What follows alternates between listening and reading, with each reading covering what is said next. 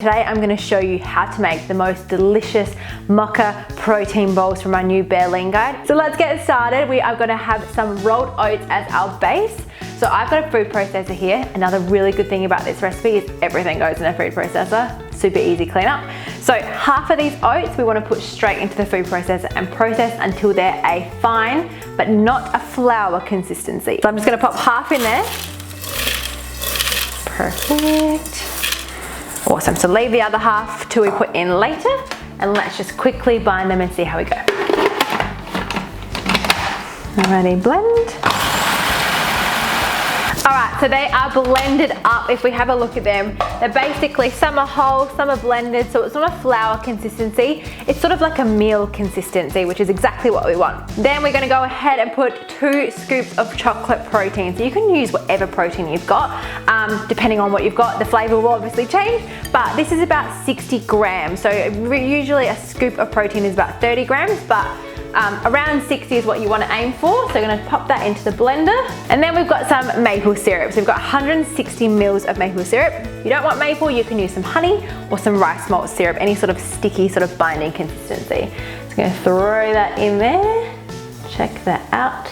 And then my favorite part of the recipe is coffee shot. So this is where we make the kind of mocha espresso sort of taste of it. It's seriously delish. So I've got 2 shots of coffee here, which is about 60 mils. So that's what you want. If you don't want coffee, you can use 60 mil of any other. You can use like hot chocolate or something like that. You just want to have that like 60 mil sort of liquid consistency. So straight into the blender, there we go. And then we have about 25 grams of almond meal. Again, if you're allergic to almonds, you can use something like crushed up seeds or anything like that, which would be perfect, or just use a few more oats. Gonna throw that in there. Then we got about 15 mil of coconut oil. I've just got a whole container here. I've lost my spoon, so I'm just gonna guess. So 15 mil of that. It's just like basically like a tablespoon. And then option, you can either use your coconut desiccated in the balls or you can roll it in later. So I'm gonna leave it out so I can roll the balls in later, but you can do either or. Don't forget to put the remaining oats that we had here back into the mix. My God, typical Leah cooking, forgets her own recipe. Just gonna pop it back on. Now we'll blend. Good.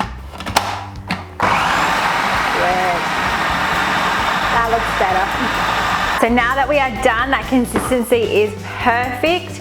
We're now gonna roll about a tablespoon at a time, roll it up in our hands and then roll it through the coconut, and then we are absolutely done. So you can eat them like they are now, or pop them in the fridge and have them throughout the week. So guys, I hope you absolutely love that recipe. These are super delicious and great to keep in your fridge throughout the week. Hope you love this recipe. Stay tuned for more. I can't wait to bring you more delicious treats.